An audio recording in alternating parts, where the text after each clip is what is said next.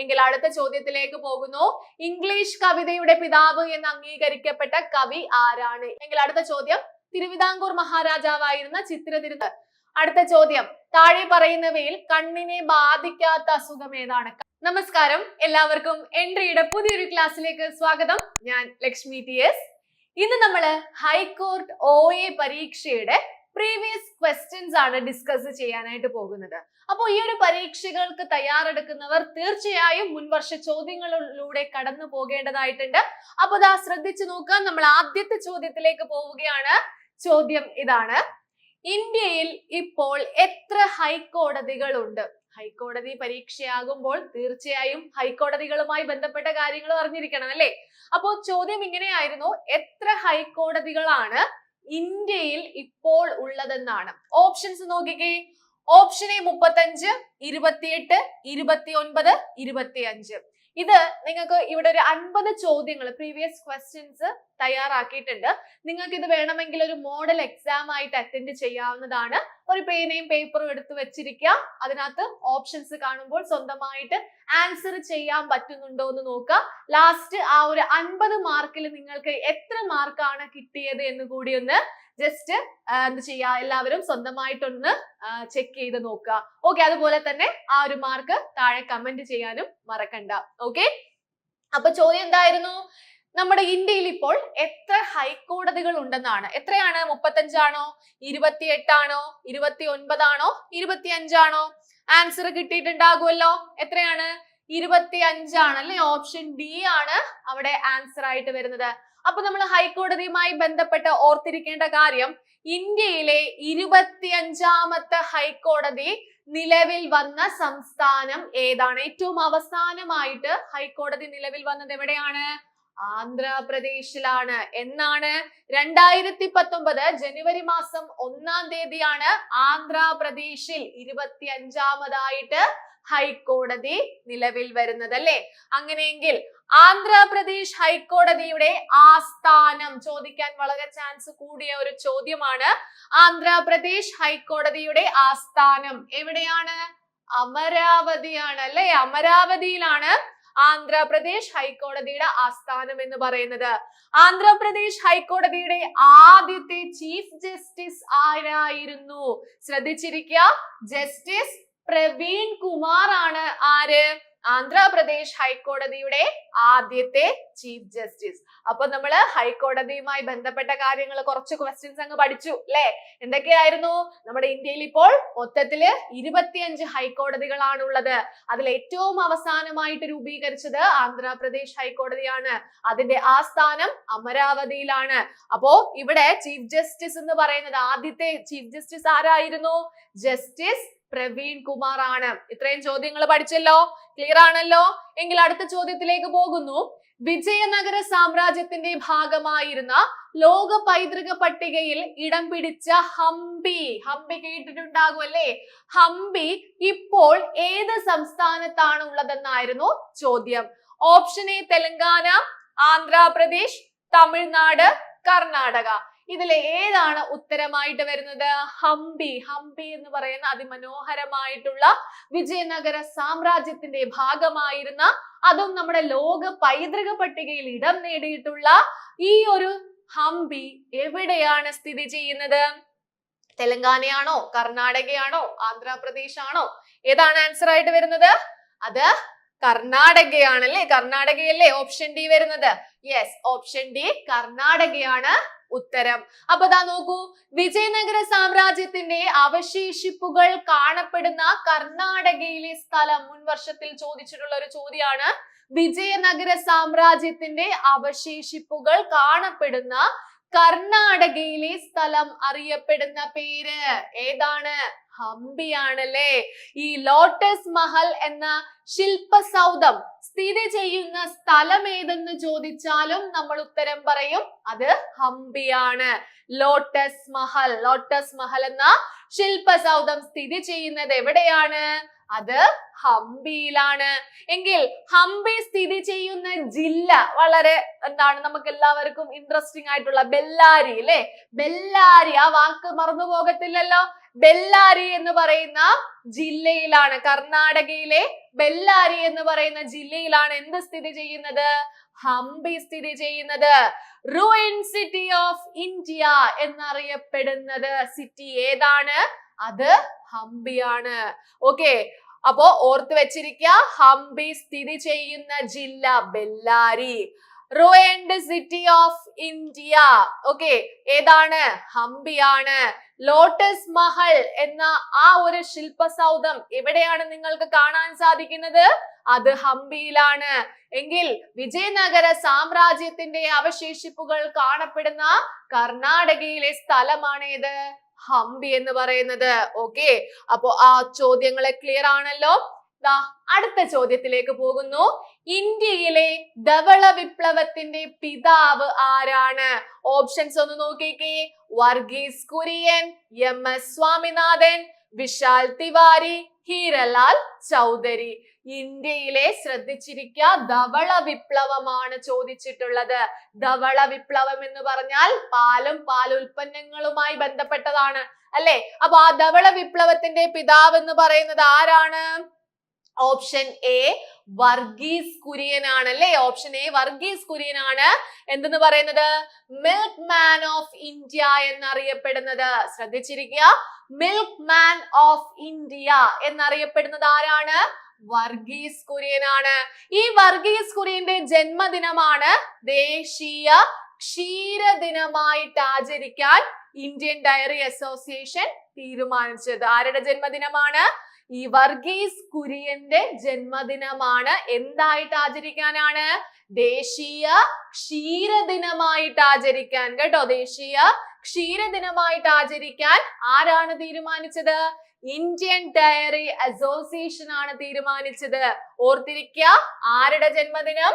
വർഗീസ് കുര്യന്റെ ജന്മദിനം. അപ്പോ ദേശീയ ക്ഷീരദിനം അല്ലെങ്കിൽ വർഗീസ് കുര്യന്റെ ജന്മദിനം ഒന്ന് പറഞ്ഞേ. നവംബർ മാസം 26 എന്നാണ്. നവംബർ മാസം 26 ദേശീയ ക്ഷീര ദിനമായിട്ട് ആചരിക്കുന്നത്. അല്ലെങ്കിൽ ചോദിക്കാം, മിൽക്ക് മാൻ ഓഫ് ഇന്ത്യ എന്നറിയപ്പെടുന്ന വർഗീസ് കുര്യന്റെ ജന്മദിനം എന്നാണ്? അത് ദേശീയ ക്ഷീര ദിനമായ നവംബർ മാസം 26. എങ്കിൽ ദാ അടുത്തൊരു ചോദ്യം. വർഗീസ് കുര്യൻ എഴുതിയ പുസ്തകത്തിന്റെ പേര് അൺഫിനിഷ്ഡ് ഡ്രീം എന്നാണ്. എന്താണ്? അൺഫിനിഷ്ഡ് ഡ്രീം എന്നാണ് വർഗീസ് കുര്യൻ എഴുതിയ പുസ്തകത്തിന്റെ പേര്. അപ്പൊ ശ്രദ്ധിച്ചിരിക്കുക, ചോദ്യം ധവള വിപ്ലവത്തിന്റെ, ഇന്ത്യയിലെ ധവള വിപ്ലവത്തിന്റെ പിതാവ് ആരെന്നായിരുന്നു? ഉത്തരം വർഗീസ് കുര്യൻ ആണ്. മിൽക്ക് മാൻ ഓഫ് ഇന്ത്യ എന്ന് അറിയപ്പെടുന്നു. അദ്ദേഹത്തിന്റെ ജന്മദിനമാണ് ദേശീയ ക്ഷീരദിനമായി ആചരിക്കുന്നത്. എന്നാണ്? നവംബർ മാസം 26. അദ്ദേഹത്തിന്റെ പുസ്തകത്തിന്റെ പേരെന്ന് പറഞ്ഞേ. അൺഫിനിഷ്ഡ് ഡ്രീം എന്നാണ്. എന്താണ്? അൺഫിനിഷ്ഡ് ഡ്രീം എന്നാണ്. എങ്കിൽ അടുത്ത ചോദ്യം നോക്കിക്കേ. താഴെ പറയുന്ന സ്മാരകങ്ങളിൽ ഷാജഹാൻ ചക്രവർത്തി പണി കഴിപ്പിക്കാത്തത് ഏതെന്നാണ് ചോദിച്ചിട്ടുള്ളത്? A ചുവപ്പുകോട്ട, B Taj Mahal, C Qutub Minar, D ഡൽഹിയിലെ ജുമാ മസ്ജിദ്. ഇതില് ഏതോ ഒരെണ്ണം നമ്മുടെ ഷാജഹാൻ ചക്രവർത്തി പണി കഴിപ്പിക്കാത്ത ഏതോ ഒരു സ്മാരകമാണ്. അതിലെ ഉത്തരം നിങ്ങൾക്ക് കണ്ടുപിടിക്കാൻ പറ്റുന്നുണ്ടോ? ചുവപ്പ് കോട്ടയാണോ, താജ്മഹൽ ആണോ, കുത്തബ് മിനാർ ആണോ, അതോ ഡൽഹിയിലെ ജുമാ മസ്ജിദ് ആണോ? എന്തായിരിക്കും ഉത്തരമായിട്ട് വരുന്നത്? ഉത്തരം പറയട്ടെ. എന്താണ് ഉത്തരം വരുന്നത്? ഓപ്ഷൻ സി കുത്തബ് മിനാർ ആണ് അല്ലേ. അപ്പൊ ദാ നോക്കിക്കോളൂ, കുത്തബ് മിനാറിന്റെ പണി ആരംഭിച്ച ഭരണാധികാരിയുടെ പേരൊന്ന് പറഞ്ഞേ. എളുപ്പമാണ്, കുത്തബുദ്ദീൻ ഐബക്ക് ആണ്. ആരാണ്? കുത്തബുദ്ദീൻ ഐബക്ക് ആണ് കുത്തബ് മിനാറിന്റെ പണി ആരംഭിച്ച ആര്? ഭരണാധികാരി എന്ന് പറയുന്നത്. എന്നാൽ ചോദ്യം ഇങ്ങനെയും ചോദിക്കാം, കുത്തബ് മിനാറിന്റെ പണി പൂർത്തിയാക്കിയ സുൽത്താൻ ആരായിരുന്നു? ആരാണ്? അത് ഇൽത്തുമിഷ് ആണ്. അപ്പൊ പേരുകള് മാറിപ്പോകരുത്, പണി ആരംഭിച്ച ഭരണാധികാരി എന്ന് ചോദിച്ചാൽ കുത്തബ് മിനാറിന്റെ പേരിനകത്തുള്ള കുത്തബുദ്ദീൻ ഐബക്കിന്റെ പേര് പറയുക. എന്നാൽ പണി പൂർത്തിയാക്കിയ സുൽത്താൻ ആരാണ്? അത് ഇൽത്തുമിഷ് ആണ്, മറക്കരുത്. എങ്കിൽ കുത്തബ് മിനാർ പണി കഴിപ്പിച്ചത് ആരുടെ ഓർമ്മയ്ക്കായിട്ടായിരുന്നു? അത് സൂഫി സന്യാസിയായ ഖ്വാജ കുത്തബുദ്ദീൻ ബക്തിയാർ കാക്കിയുടെ ആ ഒരു ഓർമ്മയ്ക്കായിട്ടായിരുന്നു എന്ത് പണി കഴിപ്പിക്കുന്നത്? കുത്തബ് മിനാർ പണി കഴിപ്പിക്കുന്നത്, അല്ലെ? അപ്പൊ കുത്തബ് മിനാർ പണി കഴിപ്പിച്ചത് ആരുടെ ഓർമ്മയ്ക്കായിട്ടായിരുന്നു എന്ന് പറഞ്ഞേ? സൂഫി സന്യാസിയായ ഖ്വാജ കുത്തബുദ്ദീൻ ബക്തിയാർ കാക്കിയുടെ ആ ഒരു ഓർമ്മയ്ക്കായിട്ടായിരുന്നു. അപ്പൊ കുത്തബ് മിനാറിന്റെ ഉയരം ചോദിച്ചിട്ടുണ്ടായിരുന്നു. 237.8 അടിയാണ്. എത്രയാണ്? 237.8 അടിയാണ് കുത്തബ് മിനാറിന്റെ ആ ഒരു ഉയരം എന്ന് പറയുന്നത്. അപ്പൊ കുത്തബ് മിനാറിനെ കുറിച്ചുള്ള കാര്യങ്ങളും ക്ലിയർ ആയല്ലോ. കുത്തബ് മിനാർ ഷാജഹാൻ ചക്രവർത്തി പണി കഴിപ്പിച്ചതല്ല. ഇത് പണി ആരംഭിക്കുമ്പോൾ ഭരണാധികാരി കുത്തബുദ്ദീൻ ഐബക്കും അത് പണി പൂർത്തിയാക്കുമ്പോൾ ഭരണാധികാരി ഇൽത്തുമിഷുമായിരുന്നു. ഇത് ആരുടെ ഓർമ്മയ്ക്കായിട്ടായിരുന്നു? സൂഫി സന്യാസി ആയിരുന്ന ആരാണ്? നമ്മുടെ ഖ്വാജ കുത്തബുദ്ദീൻ ബക്തിയാർ കാക്കിയുടെ ആ ഒരു ഓർമ്മയ്ക്കായിട്ടാണ് ഇത് പണി കഴിപ്പിക്കുന്നത്. ഇതിന്റെ ഉയരം എന്ന് പറയുന്നത് 237.8 കോടിയാണ്. Okay, clear? എങ്കിൽ അടുത്ത ചോദ്യം ഇതാണ്. കോവാക്സിൻ എന്ന COVID-19 വാക്സിൻ വികസിപ്പിച്ച സ്ഥാപനത്തിന്റെ പേര്. സ്ഥാപനം ചോദിച്ചിട്ടുണ്ട്, ശ്രദ്ധിച്ചിരിക്കുക. കോവാക്സിൻ എന്ന COVID-19 വാക്സിൻ വികസിപ്പിച്ച സ്ഥാപനം ഫൈസർ ആണോ, ആസ്ട്രാസെനേക്ക ആണോ, സെറം ഇൻസ്റ്റിറ്റ്യൂട്ട് ഓഫ് ഇന്ത്യ ആണോ, അതോ ഭാരത് ബയോടെക് ആണോ? ഏതാണ് ഉത്തരമായിട്ട് വരുന്നത്? ഫൈസർ ആണോ, ഭാരത് ബയോടെക് ആണോ, അതോ സെറം ഇൻസ്റ്റിറ്റ്യൂട്ട് ആണോ? ഏതാണ് ആൻസർ ആയിട്ട് വരുന്നത്? ആൻസർ പറയട്ടെ. അത് ഭാരത് ബയോടെക് ആണ്. ഓപ്ഷൻ ഡി ആണ് ആൻസർ ആയിട്ട് വരുന്നത്. അപ്പോ Indian Council of Medical Research അഥവാ ICMR അതുപോലെ നാഷണൽ ഇൻസ്റ്റിറ്റ്യൂട്ട് ഓഫ് ഭാരത് ബയോടെക്കിന്റെയും ആ ഒരു BSL 3 അല്ലെ ഉയർന്ന കണ്ടെയ്ൻമെന്റ് സൗകര്യത്തിലാണ് തദ്ദേശീയവും നിഷ്ക്രിയവുമായ വാക്സിൻ വികസിപ്പിക്കുകയും നിർമ്മിക്കുകയും ചെയ്തിട്ടുള്ളത്. ഓക്കെ, അപ്പൊ ഓർത്ത് വെച്ചിരിക്കുക. Indian Council of Medical Research അഥവാ ICMRന്റെയും അതുപോലെ തന്നെ നാഷണൽ ഇൻസ്റ്റിറ്റ്യൂട്ട് ഓഫ് ഭാരത് ബയോടെക്കിന്റെ BSL 3 ഉയർന്ന കണ്ടെയ്ൻമെന്റ് സൗകര്യത്തിലാണ് എന്ത് ചെയ്തിട്ടുള്ളത്? തദ്ദേശീയവും നിഷ്ക്രിയവുമായിട്ടുള്ള നമ്മുടെ വാക്സിൻ വികസിപ്പിക്കുകയും നിർമ്മിക്കുകയും ചെയ്തിട്ടുള്ളത്. എങ്കിൽ അടുത്ത ചോദ്യം ഇതാണ്. ഇന്ത്യയിലെ ശൂന്യാകാശ ഗവേഷണ പദ്ധതിക്ക് ശക്തമായ അടിത്തറ പാകിയ ശാസ്ത്രജ്ഞൻ ആരാണ്? ഇന്ത്യയിലെ ശൂന്യാകാശ ഗവേഷണ പദ്ധതിക്ക് ശക്തമായ അടിത്തറ പാകിയ ശാസ്ത്രജ്ഞൻ ആരെന്നാണ് ചോദിച്ചിട്ടുള്ളത്? ഹോമി ജെ ബാബയാണോ, കസ്തൂരി രംഗനാണോ, APJ അബ്ദുൽ കലാം ആണോ, അതോ വിക്രം സാരാഭായി ആണോ? ഏതാണ് ആൻസർ ആയിട്ട് വരുന്നത്? ഒരു ഐഡിയ കിട്ടി കാണുമല്ലോ. ആരായിരിക്കും ആൻസർ ആയിട്ട് വരുന്നത്? അത് ഓപ്ഷൻ ഡി ആണ്. വിക്രം സാരാഭായി ആണ് ഈ ശൂന്യാകാശ ഗവേഷണത്തിന് അടിത്തറ പാകിയ ശാസ്ത്രജ്ഞൻ എന്ന് പറയുന്നത്, അല്ലെ? അപ്പൊ അതാ നോക്കിക്കോളൂ. ഇന്ത്യൻ ബഹിരാകാശ ഗവേഷണത്തിന്റെ പിതാവ് എന്നറിയപ്പെടുന്ന വ്യക്തിയാണ് ആര്? വിക്രം സാരാഭായ്, അല്ലെ? ഇന്ത്യൻ ബഹിരാകാശ ഗവേഷണത്തിന്റെ പിതാവ് ആരാണ്? വിക്രം സാരാഭായ് ആണ്. ഇനി ISROയുടെ ആദ്യ ചെയർമാൻ ആരായിരുന്നു? വിക്രം സാരാഭായ് ആയിരുന്നു, അല്ലെ? ISROയുടെ ആദ്യത്തെ ചെയർമാൻ ആണ് ആര്? വിക്രം സാരാഭായ്. ഇന്ത്യൻ ദേശീയ ബഹിരാകാശ ഗവേഷണ സമിതി രൂപീകൃതമാക്കാൻ പ്രവർത്തിച്ചവർ ആരൊക്കെയായിരുന്നു? ജവഹർലാൽ നെഹ്റുവും വിക്രം സാരാഭായി ആയിരുന്നു. ഇനി ഇന്ത്യൻ റിമോട്ട് സെൻസിംഗ് ദിനമായിട്ട് ആചരിക്കുന്നത് എന്താണ്? വിക്രം സാരാഭായിയുടെ ജന്മദിനമാണ്. ഓഗസ്റ്റ് 12 ആണ്, അല്ലെ? അപ്പൊ ഓർത്ത് വെച്ചിരിക്കുക. ഇന്ത്യൻ ബഹിരാകാശ ഗവേഷണത്തിന്റെ പിതാവ് വിക്രം സാരാഭായി ആണ്. ISROയുടെ ആദ്യത്തെ ചെയർമാൻ ആയിരുന്നു. ഇന്ത്യൻ ദേശീയ ബഹിരാകാശ ഗവേഷണ സമിതി രൂപീകരിക്കുന്നതിന് പ്രവർത്തിച്ചവരിൽ ഒരാളാണ്. മറ്റൊരാൾ ജവഹർലാൽ നെഹ്റു ആയിരുന്നു. അതുപോലെ തന്നെ ഇന്ത്യൻ റിമോട്ട് സെൻസിംഗ് ദിനമായിട്ട് ആചരിക്കുന്നത് വിക്രം സാരാഭായിയുടെ ജന്മദിനമായ ഓഗസ്റ്റ് 12 ആണ്. ഓക്കെ ആണോ? എങ്കിൽ അടുത്ത ചോദ്യം ഇതാണ്. അമേരിക്കൻ പ്രസിഡന്റ് ആയിരുന്ന ബരാക് ഒബാമ 2020 പ്രസിദ്ധീകരിച്ച പുസ്തകത്തിന്റെ പേര് എന്താണ്?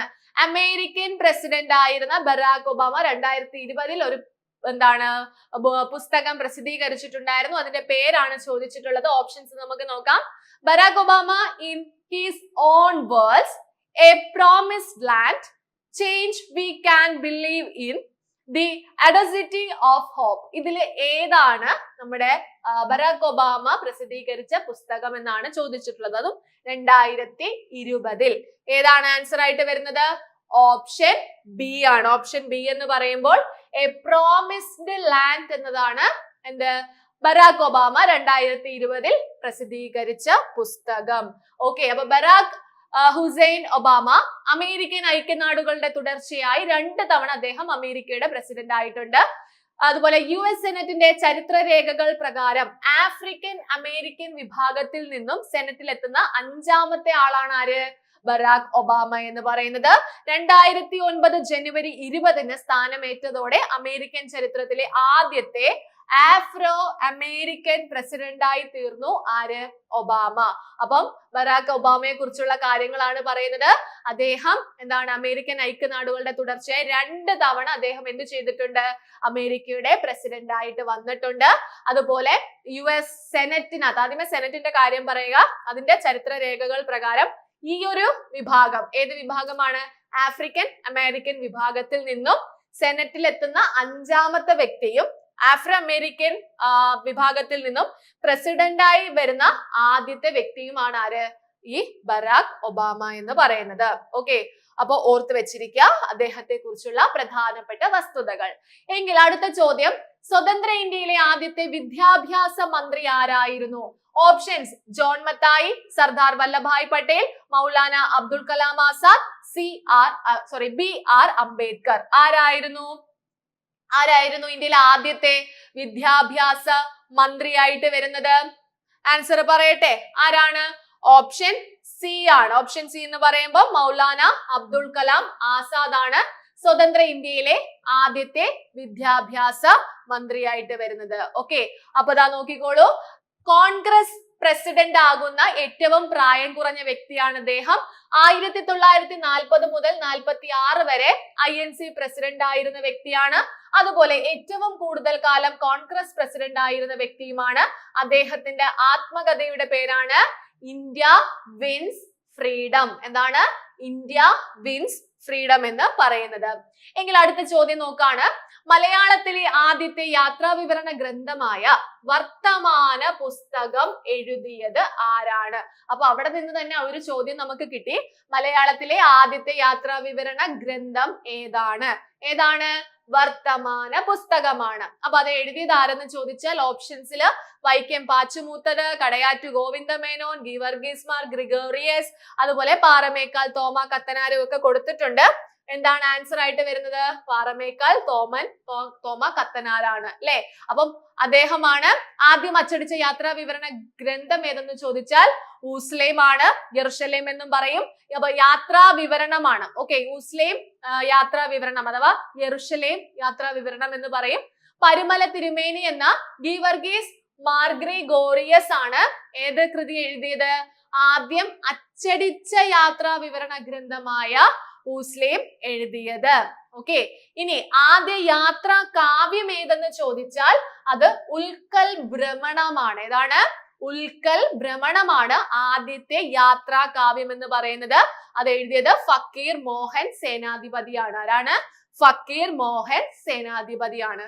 എങ്കിൽ അടുത്ത ചോദ്യം, പദ്യത്തിൽ എഴുതപ്പെട്ട മലയാളത്തിലെ ആദ്യത്തെ യാത്രാ വിവരണ കൃതി ഏതാണ്?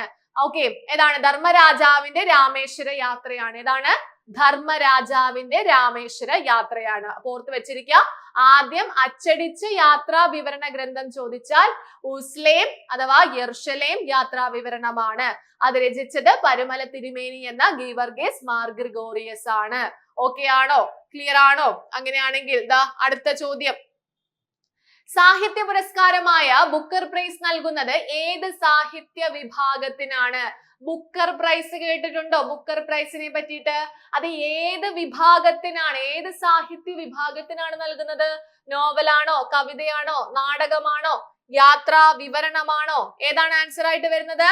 നോവലാണ് അല്ലെ. നോവലിന് നൽകുന്ന ഒരു പുരസ്കാരമാണ് ഏത്? ബുക്കർ പ്രൈസ് എന്ന് പറയുന്നത്. അങ്ങനെയാണെങ്കിൽ Man Booker Prize for Fiction, the Man Booker Prize for Fiction അല്ലെങ്കിൽ ബുക്കർ പ്രൈസ് ലോകത്തിലെ തന്നെ നോബൽ സമ്മാനം കഴിഞ്ഞാലുള്ള സാഹിത്യ കൃതിക്ക് ലഭിക്കുന്ന ഏറ്റവും പ്രസിദ്ധവും അഭിമാനകരവുമായിട്ടുള്ള ഒരു പുരസ്കാരമാണ് അല്ലെ. അപ്പോ ഈ പുരസ്കാരം എല്ലാ വർഷവും ഇംഗ്ലീഷ് ഭാഷയിൽ നോവൽ എഴുതുന്ന ഒരു കോമൺവെൽത്ത് അംഗരാജ്യത്തിലുള്ള അംഗത്തിനോ അല്ലെങ്കിൽ അയർലൻഡ് രാജ്യാംഗത്തിനോ ഒക്കെ ആയിരിക്കും ഈ ഒരു ബുക്കർ പ്രൈസ് കൊടുക്കുന്നത്.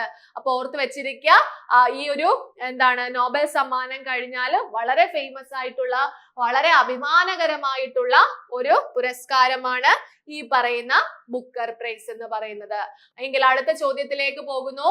ഇംഗ്ലീഷ് കവിതയുടെ പിതാവ് എന്ന് അംഗീകരിക്കപ്പെട്ട കവി ആരാണ്? ഇംഗ്ലീഷ് കവിതയുടെ പിതാവ് എന്ന് അംഗീകരിക്കപ്പെട്ട കവി വില്യം ഷേക്സ്പിയർ ആണോ, ജെഫ്രി ചോസർ ആണോ, ജോൺ മിൽട്ടൺ ആണോ, പി.ബി. ഷെല്ലി ആണോ?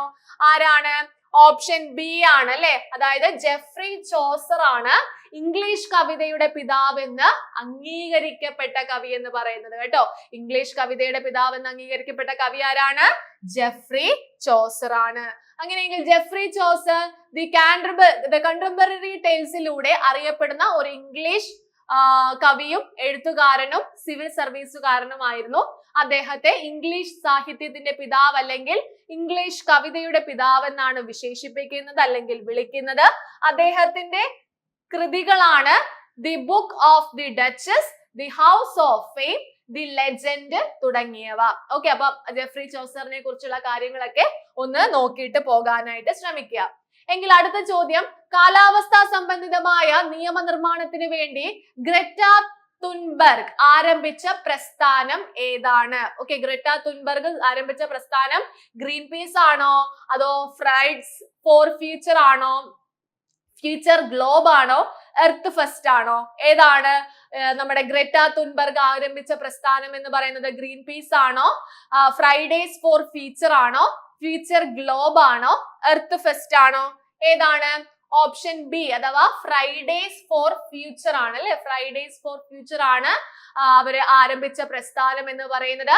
കാലാവസ്ഥാ പ്രതിസന്ധിയിൽ നടപടി എടുക്കാത്തതിൽ പ്രതിഷേധിച്ച് 15 വയസ്സുള്ള ഗ്രേറ്റ തുൻബർഗും മറ്റു യുവ പ്രവർത്തകരും ചേർന്ന് നടത്തിയ അല്ലെങ്കിൽ തുടങ്ങിയ ഒരു പ്രസ്ഥാനമായിരുന്നു ഏത്?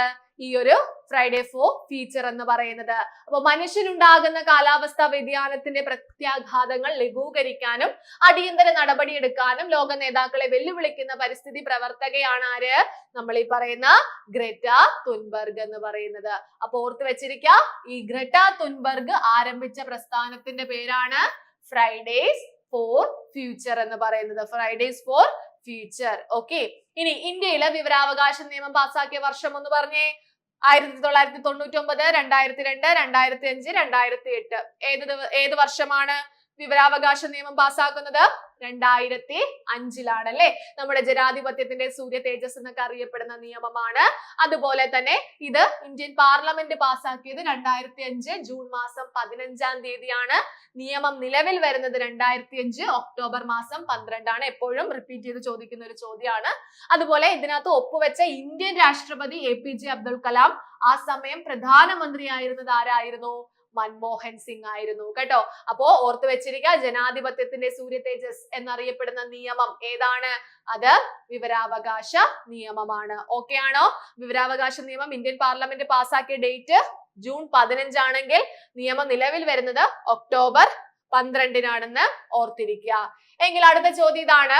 1956 ഹിന്ദു മൈനോറിറ്റി രക്ഷകർത്തൃ നിയമം അനുസരിച്ച് ഹിന്ദു മൈനർ ആൺകുട്ടിയുടെയോ വിവാഹിതയല്ലാത്ത പെൺകുട്ടിയുടെയോ സ്വാഭാവിക രക്ഷകർത്താവ് ആരാണ്? സ്വാഭാവിക രക്ഷകർത്താവ് ആരെന്നാണ് ചോദിച്ചിട്ടുള്ളത്. ഏത് നിയമപ്രകാരമാണ്? 1956 ഹിന്ദു മൈനോറിറ്റി രക്ഷകർത്തൃ നിയമം അനുസരിച്ചുള്ള കാര്യമാണ് ചോദിക്കുന്നത്. ഹിന്ദു മൈനർ ആൺകുട്ടിയുടെയോ അല്ലെങ്കിൽ വിവാഹിതയല്ലാത്ത പെൺകുട്ടിയുടെയോ സ്വാഭാവിക രക്ഷകർത്താവ് എന്ന് ചോദിച്ചാൽ ആണോ, അച്ഛനാണോ, ചിറ്റപ്പനാണോ, മുത്തച്ഛനാണോ? ആരാണ്? അത് ഓപ്ഷൻ ബി അച്ഛനാണ് സ്വാഭാവിക രക്ഷകർത്താവായിട്ട്, അമ്മയല്ല അച്ഛനെയാണ് സ്വാഭാവിക രക്ഷകർത്താവായിട്ട് ഈ നിയമപ്രകാരം കണക്കാക്കുന്നത്. ഓക്കെ, അങ്ങനെയെങ്കിൽ നിയമാനുസൃതമായി ആൺകുട്ടിയുടെയും അവിവാഹിതയായ പെൺകുട്ടിയുടെയും അവരുടെ സ്വത്തിന്റെയും പ്രാഥമിക രക്ഷിതാവ് അല്ലെങ്കിൽ രക്ഷാധികാരി എന്ന് പറയുന്നത് ആരാണ്? പിതാവാണ്. അതേസമയം അമ്മ ആരായിരിക്കും? അത് ദ്വിതീയ രക്ഷിതാവാണ്. അമ്മ ആരാണ്? ദ്വിതീയ രക്ഷിതാവാണ്. എന്നിരുന്നാലും അച്ഛന് എന്താണ് 5 വയസ്സിന് താഴെയുള്ള എല്ലാ കുട്ടികൾക്കും, ഓക്കെ 5 വയസ്സിന് താഴെയുള്ള എല്ലാ കുട്ടികളുടെയും രക്ഷകർത്താവ്, സ്വാഭാവിക രക്ഷകർത്താവ് ആരായിരിക്കും? അത് അമ്മയായിരിക്കും കേട്ടോ. ഓക്കെ, ആ ഒരു കണ്ടീഷൻ ഓർത്ത് വെച്ചേക്കണേ. ഓക്കെ, 5 വയസ്സിന് താഴെയുള്ള എല്ലാ കുട്ടികളുടെയും രക്ഷിതാവ്, രക്ഷാധികാരി എന്ന് പറയുന്നത് അമ്മയാണെന്ന് ഓർത്ത് വെച്ചിരിക്കുക. Okay, clear? Next question. ഇന്ത്യയിൽ ഏറ്റവും കൂടുതൽ ആളുകൾ സംസാരിക്കുന്ന ദ്രാവിഡ ഭാഷ, ഒരുപാട് തവണ റിപ്പീറ്റ് ചെയ്ത് ചോദിക്കുന്ന ചോദ്യമാണ്. ഏതാണ് ദ്രാവിഡ ഭാഷ എന്നാണ് ചോദിച്ചിട്ടുള്ളത്. ഇന്ത്യയിൽ ഏറ്റവും കൂടുതൽ ആളുകൾ സംസാരിക്കുന്ന ദ്രാവിഡ ഭാഷ തെലുങ്ക്, തമിഴ്, കന്നഡ, മലയാളം. ഏതാണ്? തെലുങ്കാണോ? ഏതാണ് ആൻസർ ആയിട്ട് വരുന്നത്? ഓപ്ഷൻ എ ആണ്, അതായത് തെലുങ്കാണ് ആൻസർ ആയിട്ട് വരുന്നത്. ഇന്ത്യയിൽ ഏറ്റവും കൂടുതൽ ആളുകൾ സംസാരിക്കുന്ന ദ്രാവിഡ ഭാഷ ഏതെന്ന് ചോദിച്ചാൽ ഉത്തരം തെലുങ്കാണ്. ഇന്ത്യയിലെ ഏറ്റവും പഴക്കമുള്ള ദ്രാവിഡ ഭാഷ എന്ന് ചോദിച്ചാലാണ് നമ്മൾ ആരുടെ പേര് പറയേണ്ടത്? തമിഴ് എന്ന് പറയേണ്ടത്. കുറെ പേര് അതുകൊണ്ട് പോയി തെറ്റിക്കാറുണ്ട്. ഓക്കെ, ഇന്ത്യയിലെ ഏറ്റവും പഴക്കമുള്ള ദ്രാവിഡ ഭാഷ തമിഴും ഏറ്റവും കൂടുതൽ ആളുകൾ ഉപയോഗിക്കുന്നത് തെലുങ്കുമാണ്. ഓക്കെ, ഇനി ഇന്ത്യയിലെ ഏറ്റവും പ്രായം കുറഞ്ഞ ദ്രാവിഡ ഭാഷ ചോദിച്ചാൽ മലയാളമാണ്. ശ്രേഷ്ഠ ഭാഷാ പദവി ലഭിച്ച ആദ്യ ഇന്ത്യൻ ഭാഷ എന്ന് ചോദിച്ചാൽ തമിഴാണ്. ഓക്കെ, ശ്രേഷ്ഠ ഭാഷാ പദവി ലഭിച്ച ആദ്യ ഇന്ത്യൻ ഭാഷ ഏതാണ്? തമിഴാണ്. വർഷം 2004 2004 തമിഴിന് എന്ത് ലഭിക്കുന്നത്? ശ്രേഷ്ഠ ഭാഷാ പദവി ലഭിക്കുന്നത്. മനസ്സിലായോ? എങ്കിൽ അടുത്ത ചോദ്യം. താഴെ പറയുന്നതിൽ ഏത് സംസ്ഥാനത്തിനാണ് സ്വന്തമായി ഹൈക്കോടതി ഇല്ലാത്ത കാര്യമാണ് ചോദിക്കുന്നത്. ചില സംസ്ഥാനങ്ങൾക്ക് സ്വന്തമായിട്ട് കാണത്തില്ല, ഒന്നിലധികം സംസ്ഥാനങ്ങൾക്ക് ചേർന്ന് കോമൺ ഹൈക്കോടതികൾ ഉണ്ട് അല്ലെ. അപ്പൊ ഇതിനകത്ത് തന്നിട്ടുള്ളവയിൽ വെച്ച് നോക്കുമ്പോൾ ഇതിനകത്ത് ഏത് സംസ്ഥാനത്തിനാണ് സ്വന്തമായിട്ട് ഹൈക്കോടതി ഇല്ലാത്തതെന്നാണ് ചോദിച്ചിട്ടുള്ളത്. മിസോറാം, മണിപ്പൂര്, സിക്കിം, ഹിമാചൽ പ്രദേശ്. ഏതിനാണ് സ്വന്തമായിട്ടില്ലാത്തതെന്ന് ആലോചിച്ച് നോക്കിക്കേ. ഓപ്ഷൻ എ ആണ് അല്ലെ, മിസോറാമിനാണ് സ്വന്തമായിട്ട് ഹൈക്കോടതി ഇല്ലാത്തത്. മിസോറാമിനാണ്. അതാ നോക്കിക്കോളൂ. ഏറ്റവും കൂടുതൽ സംസ്ഥാനങ്ങൾ അധികാര പരിധിയിലുള്ള ഹൈക്കോടതി ചോദിക്കുന്ന ചോദ്യമാണ്. ഏതാണ്? ഗുവാഹത്തിയാണ് അല്ലെ. ഗുവാഹത്തി ഹൈക്കോടതിക്കാണ് ഏറ്റവും കൂടുതൽ സംസ്ഥാനങ്ങൾ അധികാര പരിധിയിൽ വരുന്നത്.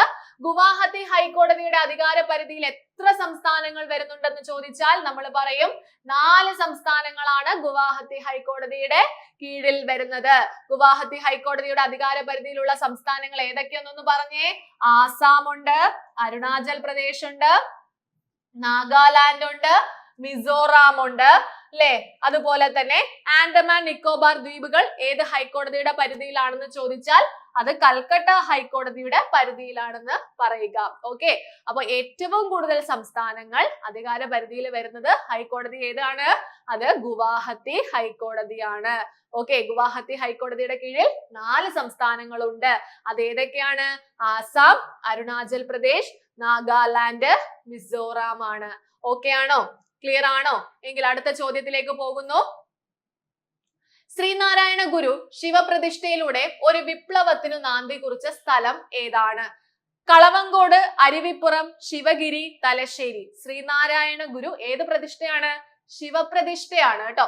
ശിവപ്രതിഷ്ഠയിലൂടെ, കണ്ണാടി പ്രതിഷ്ഠയൊന്നും അല്ല, ശിവപ്രതിഷ്ഠയിലൂടെ ഒരു വിപ്ലവത്തിന് നാന്ദി കുറിച്ച സ്ഥലം ഏതാണ്? ഏതാണ് ആൻസർ ആയിട്ട് വരുന്നത്? ഓപ്ഷൻ ബി അരുവിപ്പുറമാണ് അല്ലെ. അരുവിപ്പുറമാണ് എന്ത്? ശിവപ്രതിഷ്ഠ നടത്തിയത്. ആര്? ശ്രീനാരായണ ഗുരു. അപ്പൊ നോക്കിക്കേ, ശ്രീനാരായണ ഗുരു അരുവിപ്പുറം പ്രതിഷ്ഠ നടത്തിയ വർഷം 1888 ആണ്. അരുവിപ്പുറം സ്ഥിതി ചെയ്യുന്ന സ്ഥലം എന്ന് പറയുന്നത് എവിടെയാണ്? നെയ്യാറ്റിൻകരയാണ്. ശ്രീനാരായണ ഗുരു ആദ്യമായിട്ട് കണ്ണാടി പ്രതിഷ്ഠ നടത്തിയത് എവിടെന്ന് ചോദിച്ചാലാണ് കളവങ്കോട് ക്ഷേത്രം എന്ന് നമ്മൾ ഉത്തരം പറയേണ്ടത്. ശ്രീനാരായണ ഗുരു സമാധിയായ സ്ഥലമാണ് ഏത്? ശിവഗിരി. ഓക്കെ, നമ്മൾ ക്വസ്റ്റ്യൻസ് പെട്ടെന്ന് അങ്ങ് റിവിഷൻ ചെയ്ത് അങ്ങ് പോവുകയാണ് കേട്ടോ. നമുക്ക് എക്സ്പ്ലെയിൻ ചെയ്തു ഇനി ഒരുപാട് പറയാൻ നിന്നാൽ ക്ലാസ് പോലെ നമുക്ക് എല്ലാ ക്വസ്റ്റ്യൻസും നമുക്ക് കംപ്ലീറ്റ് ചെയ്യണ്ടേ. അപ്പോ പെട്ടെന്ന് റിവിഷൻ ചെയ്ത് അങ്ങ് മാറ്റാനായിട്ട് ശ്രമിക്കുക കേട്ടോ. ഇതെല്ലാം ഈ ടോപ്പിക്സ് എല്ലാം നിങ്ങൾ ഓൾറെഡി പഠിച്ചിട്ടുണ്ടാകും. ആ ഏരിയാസ് ഒക്കെ കൂടുതൽ ഇനി എന്തെങ്കിലും ഇത് പഠിക്കുന്ന സമയത്ത് ഓർമ്മ കിട്ടാതെ വരുന്നുണ്ടെങ്കിലൊക്കെ ആ ഏരിയാസ് ഒന്നും കൂടെ ഒന്ന് റിവിഷൻ ചെയ്യാനായിട്ട് ശ്രമിക്കണം. ഓക്കെ, അങ്ങനെയെങ്കിൽ അടുത്ത ചോദ്യം ഇതാണ്. രാമകൃഷ്ണ പിള്ള ചീഫ് എഡിറ്റർ ആയിരുന്ന സ്വദേശാഭിമാനി എന്ന മലയാളം ന്യൂസ് പേപ്പർ തുടങ്ങിയത് ആരാണ്? Option C P Govinda Pillai, barrister A K Pillai, Muhammad Abdul Rahman Sahib, Vakkom Muhammad Abdul Khader മൗലവി. ആരാണ്? Ramakrishna പിള്ളയായിരുന്നു chief editor ആയിട്ടുണ്ടായിരുന്നത്. പത്രത്തിന്റെ പേര് സ്വദേശാഭിമാനി പത്രമാണ്. അത് തുടങ്ങിയത് ആരെന്നാണ് ചോദിച്ചിട്ടുള്ളത്. ആൻസർ പറയട്ടെ, എന്താണ്? ഓപ്ഷൻ ഡി ആണ് ആൻസർ വരുന്നത്. വക്കം മുഹമ്മദ് അബ്ദുൾ ഖാദർ മൗലവിയാണ് സ്വദേശാഭിമാനി എന്ന ന്യൂസ് പേപ്പർ എന്ത് ചെയ്യുന്നത്? തുടങ്ങുന്നത്. അപ്പൊ സ്വദേശാഭിമാനി പത്രം ആരംഭിച്ച വർഷം ഏതാണ്? 1905 ജനുവരി മാസം 19-ാം തീയതിയാണ് എന്ത് ചെയ്യുന്നത്? സ്വദേശാഭിമാനി പത്രം ആരംഭിക്കുന്നത്. അപ്പൊ സ്വദേശാഭിമാനി പത്രം ആരംഭിച്ച സ്ഥലം ഏതെന്ന് ചോദിച്ചാൽ ഉത്തരം 5 തെങ്ങാണ്. സ്വദേശാഭിമാനി പത്രം ആരംഭിച്ച സ്ഥലം ഏതാണ്? അത് 5 തെങ്ങാണെന്ന് ഓർത്തിരിക്കുക. അതുപോലെ സ്വദേശാഭിമാനി പത്രത്തിന്റെ ആപ്തവാക്യം എന്തായിരുന്നു? ഭയകൗടില്യ ലോഭങ്ങൾ വളർക്കില്ലൊരു നാടിനെ. എന്താണ്? ഭയകൗടില്യ ലോഭങ്ങൾ വളർക്കില്ലൊരു നാടിനെ എന്നതായിരുന്നു സ്വദേശാഭിമാനി പത്രത്തിന്റെ ആപ്തവാക്യം. സ്വദേശാഭിമാനി പത്രത്തിന്റെ ആദ്യത്തെ എഡിറ്റർ ആരായിരുന്നു? C P ഗോവിന്ദപിള്ളയായിരുന്നു. ആരായിരുന്നു? സ്വദേശാഭിമാനി പത്രത്തിന്റെ ആദ്യത്തെ എഡിറ്റർ സി പി ഗോവിന്ദപിള്ളയായിരുന്നു.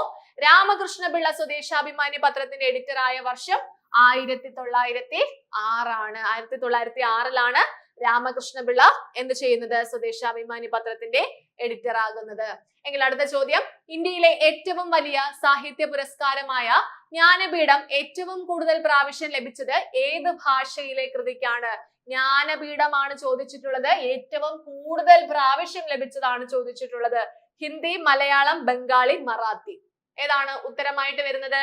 ഹിന്ദി ആണോ, മലയാളമാണോ, ബംഗാളിയാണോ, മറാത്തിയാണോ? ഓപ്ഷൻ എ ഹിന്ദിയാണ് അല്ലെ. അപ്പൊ ഹിന്ദിയിലാണ് ഏറ്റവും കൂടുതൽ എന്ത് ലഭിച്ചിട്ടുള്ളത്? ഈ ഒരു ജ്ഞാനപീഠ പുരസ്കാരം ലഭിച്ചിട്ടുള്ളത്. ഭാരതീയ ജ്ഞാനപീഠം ഒരു എഴുത്തുകാരന് അവരുടെ സാഹിത്യത്തിനായുള്ള മികച്ച സംഭാവനയ്ക്ക് നൽകുന്നതും എല്ലാ വർഷവും നൽകുന്ന ഏറ്റവും പഴക്കമേറിയ ഒരു പുരസ്കാരമാണ്. 1961 സ്ഥാപിതമായ ഈ അവാർഡ് ഇന്ത്യൻ ഭരണഘടനയുടെയും ഇംഗ്ലീഷിന്റെയും 8-ാം ഷെഡ്യൂളിൽ ഉൾപ്പെടുത്തിയിട്ടുള്ള ഇന്ത്യൻ ഭാഷകളിൽ എഴുതുന്ന ഇന്ത്യൻ എഴുത്തുകാർക്ക് മാത്രമാണ് നൽകുന്നത്. നമ്മുടെ 8-ാം ഷെഡ്യൂളിൽ എന്ത് ചെയ്തിട്ടുണ്ട്? ഇന്ത്യൻ ഭാഷകൾ ഉൾപ്പെടുത്തിയിട്ടുണ്ട്. അപ്പൊ ആ ഭാഷകളിൽ എഴുതുന്ന കൃതികൾക്ക് ആ ഭാഷകളിൽ മാത്രം എഴുതുന്ന ആൾക്കാർക്കാണ് എന്ത് കൊടുക്കുന്നത്? ഈ ഒരു ജ്ഞാനപീഠ അവാർഡ് കൊടുക്കുന്നതെന്ന് ഓർത്തു വെച്ചിരിക്കുക. എങ്കിൽ അടുത്ത ചോദ്യം ഇതാണ്. 2020 ഡിസംബർ 21 സംഭവിച്ച മഹാസംഗമത്തിൽ അടുത്തടുത്ത് വന്ന 2 ഗ്രഹങ്ങൾ ഏതൊക്കെയായിരുന്നു? ഓപ്ഷൻസ് വ്യാഴം ശനി, വ്യാഴം ചൊവ്വ, ശുക്രൻ ശനി, ശുക്രൻ ചൊവ്വ. ഏതാണ് ഉത്തരമായിട്ട് വരുന്നത്? അടുത്തടുത്ത് വന്ന ഗ്രഹങ്ങൾ ഏതൊക്കെയായിരുന്നു? ഓപ്ഷൻ എ ആണ്. വ്യാഴവും ശനിയുമാണ് എന്ത് ചെയ്യുന്നത്? അടുത്തടുത്ത് വന്ന, അതും 2020 ഡിസംബർ 21 ആ ഒരു മഹാസംഗമത്തിൽ എന്ത് ചെയ്യുന്നത്? അടുത്തടുത്ത് വന്നത് വ്യാഴവും ശനിയുമായിരുന്നു എന്ന് ഓർത്തു വെച്ചിരിക്കുക. അങ്ങനെയെങ്കിൽ പൊതുവായി പറഞ്ഞാൽ എന്താണ്? 2 വസ്തുക്കൾ ആകാശത്ത് പരസ്പരം അടുത്ത് വന്ന ആ ഒരു സമയമായിരുന്നു. 20 വർഷത്തിൽ ഒരിക്കൽ മാത്രം സംഭവിക്കുന്ന വ്യാഴത്തിന്റെയും ശനിയുടെയും സംയോജനത്തെ മഹാസംഗമം എന്നാണ് വിളിക്കുന്നത്. ഓക്കെ, 20 വർഷത്തിൽ ഒരിക്കൽ മാത്രമാണ് ഈ വ്യാഴവും അതുപോലെ തന്നെ എന്താണ് ശനിയും എന്ത് ചെയ്യുന്നത്? സംയോജിക്കുന്നത്. ആ ഒരു സംയോജനത്തെ നമ്മൾ വിളിക്കുന്ന പേരാണ് എന്ത്? മഹാസംഗമം. എന്താണ്? മഹാസംഗമം. ഓക്കെ,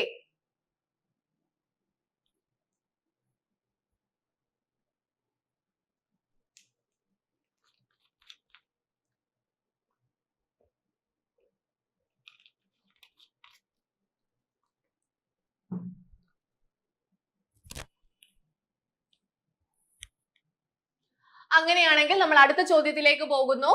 അജിനോമോട്ടോയുടെ രാസനാമം എന്താണ്? അജിനോമോട്ടോയുടെ രാസനാമമാണ് ചോദിച്ചിട്ടുള്ളത്. എന്തൊക്കെയാണ്? Disodium inosinate, adenosine monophosphate, monosodium glutamate, monopotassium glutamate. ഇതിൽ ഏതാണ് അജിനോമോട്ടോയുടെ രാസനാമത്തിൽ ഉൾപ്പെടുന്നത്? ആ രാസനാമം ഏതെന്നാണ് ചോദിച്ചിട്ടുള്ളത്. ആൻസർ എന്ന് പറയുന്നത് ഓപ്ഷൻ സി ആണ് അല്ലെ. മോണോസോഡിയം ഗ്ലൂട്ടാമേറ്റ് എന്നാണ് അജിനോമോട്ടോയുടെ രാസനാമം. ഓക്കെ, അപ്പൊ എല്ലാത്തിന്റെയും രാസനാമങ്ങളൊക്കെ പഠിച്ചിട്ട് പോകണേ. വിനാഗിരിയുടെ എന്താണ്? അസറ്റിക് ആസിഡ് ആണ്. അപ്പക്കാരത്തിന്റെതോ സോഡിയം ബൈകാർബണേറ്റ് ആണ്. ബ്ലൂ വിട്രിയോളിന്റെയോ കോപ്പർ സൾഫേറ്റും, വൈറ്റ് വിട്രിയോളിന്റെ സിങ്ക് സൾഫേറ്റും, ഗ്രീൻ വിട്രിയോളിന്റെ എന്താണ്? ഫെറസ് സൾഫേറ്റുമാണ്. അപ്പം ഇമ്പോർട്ടന്റ് ആയിട്ടുള്ള എല്ലാത്തിന്റെയും രാസനാമങ്ങള് നോക്കിയിട്ട് പോകാനായിട്ട് ശ്രമിക്കാം. എങ്കിൽ അടുത്ത ചോദ്യം ഇതാണ്. ഏറ്റവും കൂടുതൽ ഫുട്ബോൾ ലോകകപ്പ് മത്സരങ്ങളിൽ പങ്കെടുത്തിട്ടുള്ള ഒരു രാജ്യം ഏതാണ്? ഫുട്ബോൾ ലോകകപ്പ് മത്സരങ്ങളിൽ ഏറ്റവും കൂടുതൽ പങ്കെടുത്തിട്ടുള്ള ഒരു രാജ്യമാണ് ചോദിച്ചിട്ടുള്ളത്. Argentina, Brazil, Germany, Italy. ഏതാണ്? അർജന്റീനയാണോ, ബ്രസീൽ ആണോ, ജർമ്മനി ആണോ, ഇറ്റലി ആണോ? ആൻസർ എന്ന് പറയുന്നത് ഓപ്ഷൻ ബി, ബ്രസീൽ ആണ് കേട്ടോ. അർജന്റീന അല്ല, ബ്രസീൽ ആണ് ഏറ്റവും കൂടുതൽ ഫുട്ബോൾ ലോകകപ്പിൽ മത്സരിച്ച് അല്ലെങ്കിൽ പങ്കെടുത്തിട്ടുള്ള രാജ്യം എന്ന് പറയുന്നത്. എല്ലാ ലോകകപ്പിലും പങ്കെടുത്തിട്ടുള്ള ഏക രാജ്യമാണ് ബ്രസീല്. ലോകകപ്പിൽ കളിച്ച ആദ്യത്തെ ഏഷ്യൻ രാജ്യം ഏതെന്ന് ചോദിച്ചാൽ ഇന്തോനേഷ്യ ആണ്. 1938 ഏറ്റവും അധികം തവണ ലോകകപ്പ് നേടിയ രാജ്യം ഏതെന്ന് ചോദിച്ചാലും ഉത്തരം ബ്രസീലാണ്. അപ്പോൾ ആ ഇമ്പോർട്ടന്റ് ക്വസ്റ്റ്യൻസ് ഒക്കെ ഫുട്ബോളുമായിട്ട് റിലേറ്റ് ചെയ്തും പഠിച്ചു വെച്ചിരിക്കുക. എങ്കിൽ അടുത്ത ചോദ്യം. അന്താരാഷ്ട്ര T20 മത്സരങ്ങളിൽ സെഞ്ചുറി നേടിയ ആദ്യത്തെ ഇന്ത്യക്കാരൻ ആരാണ്? അന്താരാഷ്ട്ര T20 മത്സരങ്ങളിൽ സെഞ്ചുറി നേടിയ ആദ്യത്തെ ഇന്ത്യക്കാരൻ സച്ചിൻ ടെണ്ടുൽക്കർ ആണോ, വിരാട് കോഹ്ലി ആണോ, സുരേഷ് റെയ്ന ആണോ, രാഹുൽ ശർമ്മയാണോ? ആരാണ്? ഉത്തരം പറയട്ടെ. അത് ഓപ്ഷൻ സി, സുരേഷ് റെയ്നയാണ്. ആരാണ്? സുരേഷ് റെയ്നയാണ് അന്താരാഷ്ട്ര T20 മത്സരത്തിൽ എന്ത് ചെയ്യുന്നത്? സെഞ്ചുറി നേടുന്നത്. അപ്പൊ അത് നോക്കിക്കോളൂ. 2010 മെയ് 2 അന്താരാഷ്ട്ര T20 ക്രിക്കറ്റ് സെഞ്ചുറി നേടുന്ന ആദ്യത്തെ ഇന്ത്യൻ ബാറ്റ്സ്മാൻ ആണ് ആര്? സുരേഷ് റെയ്ന. ഇവിടെ 2010 എന്താണ് വെസ്റ്റ് ഇൻഡീസിൽ നടന്ന T20 ലോകകപ്പില് ദക്ഷിണാഫ്രിക്കയ്ക്കെതിരായിട്ടായിരുന്നു എന്ത് ചെയ്യുന്നത്? ആ ഒരു ഇത് നേടുന്നത്. അതേസമയം ആഭ്യന്തര T20 ക്രിക്കറ്റിൽ സെഞ്ചുറി നേടുന്ന ആദ്യ ഇന്ത്യൻ താരം ഏതെന്ന് ചോദിച്ചാൽ ഉത്തരം രോഹിത് ശർമ്മയാണ്. ആഭ്യന്തര ക്രിക്കറ്റിന്റെ കാര്യം ചോദിക്കുകയാണെങ്കിൽ, ആഭ്യന്തര T20 ക്രിക്കറ്റിന്റെ കാര്യം ചോദിക്കുകയാണെങ്കിൽ അതിന് സെഞ്ചുറി നേടുന്ന ആദ്യത്തെ ഇന്ത്യൻ താരം രോഹിത് ശർമ്മയാണ്. അടുത്ത ചോദ്യം. രക്തം കട്ട പിടിക്കുന്നതിന് സഹായകരമായ വിറ്റാമിൻ ഏതാണ്? രക്തം കട്ട പിടിക്കുന്നതിന് സി ആണോ, എ ആണോ, ഡി ആണോ, കെ ആണോ? Vitamin C, vitamin A, vitamin D, vitamin K. ഏതാണ്? ഓപ്ഷൻ ഡി ആയിട്ടുള്ള വിറ്റാമിൻ കെ ആണ് ആൻസർ ആയിട്ട് വരുന്നത്. വിറ്റാമിൻ കെയുടെ ശാസ്ത്രീയ നാമം ഒന്ന് പറഞ്ഞേ. ഫില്ലോക്വിനോൺ എന്നാണ് അല്ലേ? വിറ്റാമിൻ കെയുടെ ശാസ്ത്രീയ നാമം ഫില്ലോക്വിനോൺ ആണ്. ഇമ്പോർട്ടന്റ് ആയിട്ടും വിറ്റാമിൻസ് എന്നുള്ള ആ ഒരു ടോപ്പിക് പഠിച്ചിട്ട് പോവുക. എല്ലാ പരീക്ഷകൾക്കും അതിൽ നിന്ന് നമുക്കൊരു ചോദ്യം പ്രതീക്ഷിക്കാം. കരളിന്റെ പ്രവർത്തനങ്ങൾക്ക് ആവശ്യമായിട്ടുള്ള വിറ്റാമിൻ ആണ് ഏത്? വിറ്റാമിൻ കെ എന്ന് പറയുന്നത്. ചെറുകുടലിലെ ബാക്ടീരിയകൾ നിർമ്മിക്കുന്ന വിറ്റാമിൻ ആണ് വിറ്റാമിൻ കെ. വിറ്റാമിൻ കെ ലഭിക്കുന്ന ഭക്ഷ്യവസ്തുക്കൾ ഏതൊക്കെയാണ്? കാബേജ്, ചീര, കോളിഫ്ലവറിലൊക്കെ നിന്നാണ് എന്ത് ലഭിക്കുന്നത്? വിറ്റാമിൻ കെ നമുക്ക് ലഭിക്കുന്നത്. എങ്കിൽ അടുത്ത ചോദ്യം. ന്യൂക്ലിയസിൽ ന്യൂട്രോൺ ഇല്ലാത്ത ആറ്റം ഏത് മൂലകത്തിൻ്റെതാണ്? Oxygen, hydrogen, helium, nitrogen. ന്യൂക്ലിയസിൽ ന്യൂക്ലിയസിനകത്ത് ന്യൂട്രോൺ ഇല്ലാത്ത ആറ്റം. ഓക്കെ, ന്യൂട്രോൺ ഇല്ലാത്ത ആറ്റം ഏതെന്ന് ചോദിച്ചാൽ ഏത് മൂലകത്തിന്റെയാണ്? ഓപ്ഷൻ ബി ആണ് അല്ലെ. ഹൈഡ്രജൻ ആണ് എന്തുള്ളത്? ന്യൂട്രോൺ ഇല്ലാത്ത ആറ്റം എന്ന് പറയുന്നത്. ഓക്കെ, ആറ്റത്തിന്റെ ന്യൂക്ലിയസിൽ ന്യൂട്രോൺ ഇല്ലാത്ത മൂലകം ആരാണ്? ഹൈഡ്രജൻ ആണ്. അറ്റോമിക് നമ്പർ, ഹൈഡ്രജന്റെ അറ്റോമിക് നമ്പർ എന്ന് പറഞ്ഞേ 1 അല്ലേ? നോൺ മെറ്റൽ അഥവാ അലോഹമാണ് ആര്? ഹൈഡ്രജൻ എന്ന് പറയുന്നത്. അതിൽ ഒരൊറ്റ പ്രോട്ടോൺ അടങ്ങിയിരിക്കുന്നു. അത് ഡയറ്റോമിക് രൂപത്തിൽ നിലനിൽക്കുന്നു എന്ന് കൂടി മനസ്സിലാക്കി വെച്ചിരിക്കുക. അങ്ങനെയാണെങ്കിൽ അടുത്ത ക്വസ്റ്റ്യൻ ഇതാണ്. കേന്ദ്രഭരണ പ്രദേശങ്ങളായ ആൻഡമാൻ ആൻഡ് നിക്കോബാർ ദ്വീപുകൾ ഏത് ഹൈക്കോടതിയുടെ കീഴിലാണ് വരുന്നത്? ചെന്നൈ, കൊൽക്കത്ത, മുംബൈ, ഡൽഹി. ഓക്കെ, ആൻഡമാൻ ആൻഡ് നിക്കോബാർ ആണ് ചോദിച്ചിട്ടുള്ളത്. കേന്ദ്രഭരണ പ്രദേശമാണ്. ഏതാണ്, ഏത് കോടതിയുടെ, ഏത് ഹൈക്കോടതിയുടെ കീഴിലാണ്? അത് ഓപ്ഷൻ ബി, കൊൽക്കത്ത ഹൈക്കോടതിയുടെ കീഴിലാണ്. അപ്പോൾ തീർച്ചയായും ഹൈക്കോടതി പരീക്ഷ എഴുതാൻ പോകുന്ന എല്ലാവരും ആ കോടതികളും ആ അധികാര പരിധി ഏത് കോടതിക്കാണ്, അല്ലെങ്കിൽ സംസ്ഥാനങ്ങളും അതിന്റെ അധികാര പരിധിയിൽ വരുന്ന ആ ഒരു കോടതിയും ഏതാണെന്ന് ക്ലിയർ ആയിട്ട് പഠിച്ചിട്ട് പോവുക. അവിടെ നിന്ന് എന്തായാലും നമുക്ക് ക്വസ്റ്റ്യൻസ് പ്രതീക്ഷിക്കാം. അപ്പം അത് കൃത്യമായി പഠിക്കുക. ഇന്ത്യയിലെ ഏറ്റവും പഴക്കം ചെന്ന ഹൈക്കോടതിയാണ് ഏത്? കൽക്കട്ട ഹൈക്കോടതി. അത് സ്ഥാപിക്കുന്നത് 1862 ജൂലൈ മാസം 1-ാം തീയതിയാണ്. 1862 നിലവിൽ വന്ന മറ്റു ഹൈക്കോടതികൾ ഒന്ന് മദ്രാസും മറ്റൊന്ന് ബോംബെയുമാണ്. ഏറ്റവും കൂടുതൽ സംസ്ഥാനങ്ങൾ അധികാര പരിധിയിലുള്ളത് നമ്മൾ ഓൾറെഡി പഠിച്ചു, അത് ഗുവാഹത്തി ഹൈക്കോടതിയാണ്. എങ്കിൽ അടുത്ത ചോദ്യം, ഇന്ത്യയിൽ ആദ്യമായിട്ട് ഇലക്ട്രോണിക് വോട്ടിംഗ് യന്ത്രം ഉപയോഗിച്ച സംസ്ഥാനം ഏതാണ്? കർണാടകയാണോ, പശ്ചിമ ബംഗാളാണോ, ന്യൂഡൽഹി ആണോ, കേരളമാണോ? ഇന്ത്യയിൽ ആദ്യമായിട്ട് ഇലക്ട്രോണിക് വോട്ടിംഗ് യന്ത്രം ഉപയോഗിച്ച സംസ്ഥാനമാണ് ചോദിച്ചിട്ടുള്ളത്. അത് ഓപ്ഷൻ ഡി ആണ്. കേരളമാണ് എന്ത് ചെയ്യുന്നത്? ആദ്യമായിട്ട് ഇലക്ട്രോണിക് വോട്ടിംഗ് യന്ത്രം ഉപയോഗിക്കുന്നത്.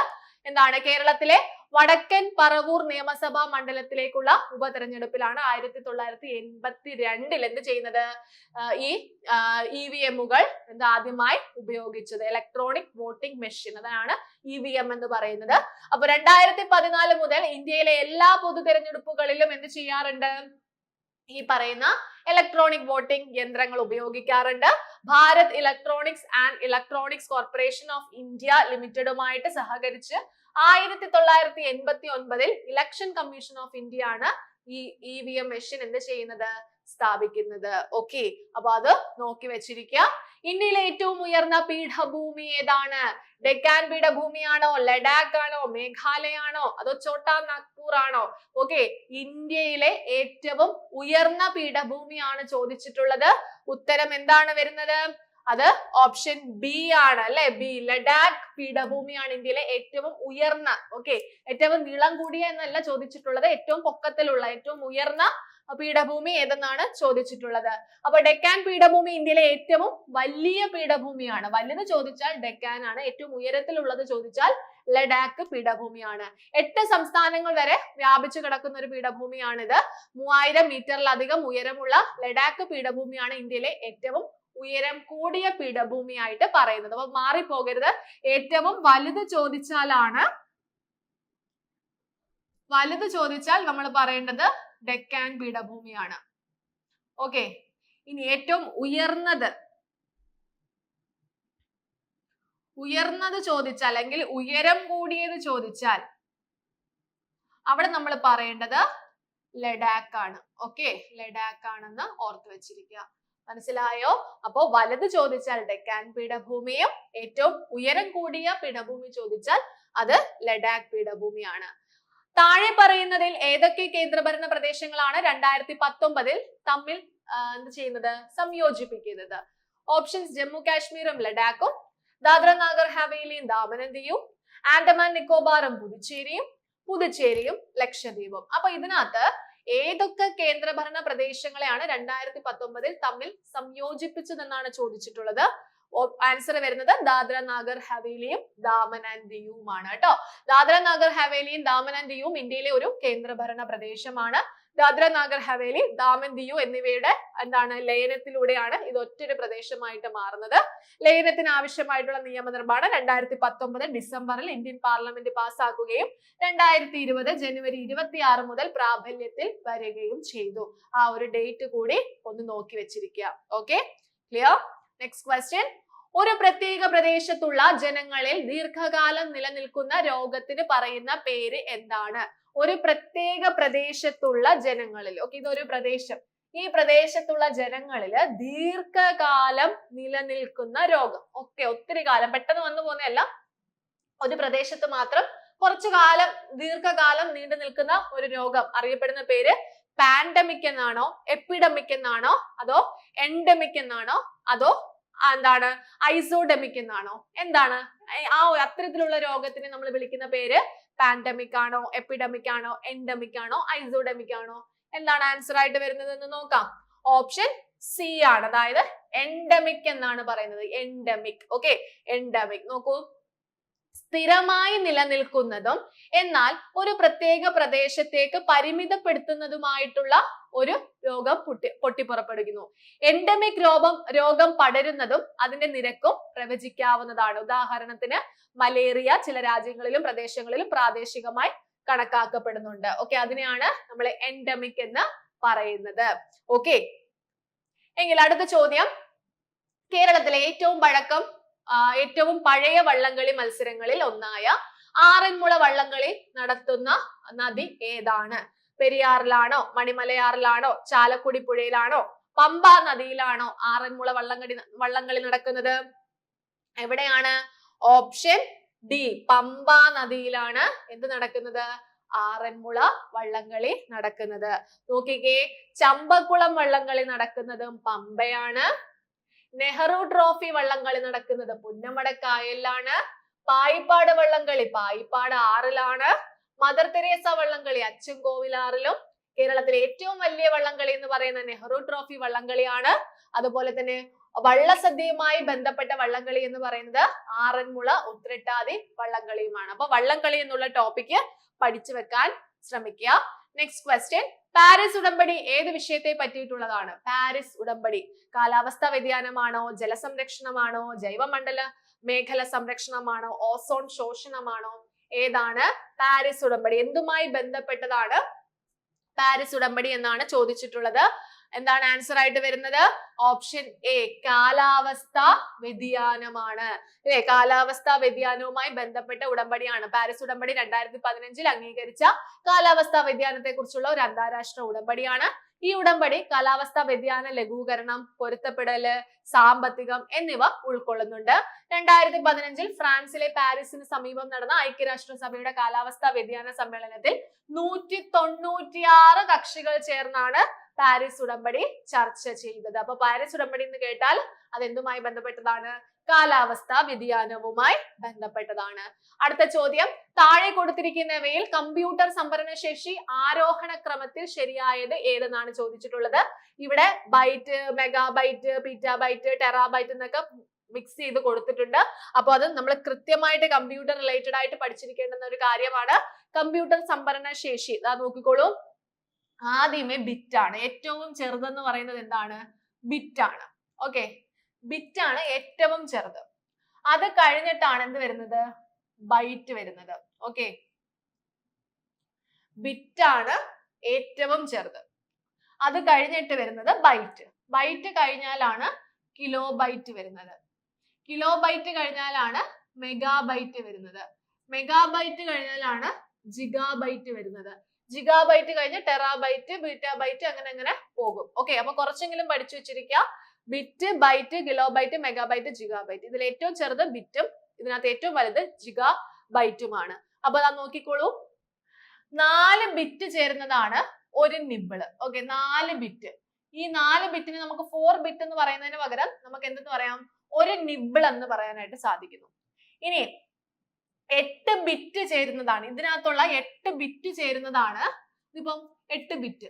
ഓക്കെ, 8 ബിറ്റ് ചേരുന്നതിനെ നമുക്ക് ഒരു ബൈറ്റ് എന്ന് പറയാൻ പറ്റും. ഓക്കെ, 8 ബിറ്റ് ചേരുന്നതാണ് എന്ത്? ഒരു ബൈറ്റ് എന്ന് പറയുന്നത്. ഇനി 1024 ബൈറ്റ് ചേർന്നാൽ ഒരു കിലോ ബൈറ്റ് കിട്ടും.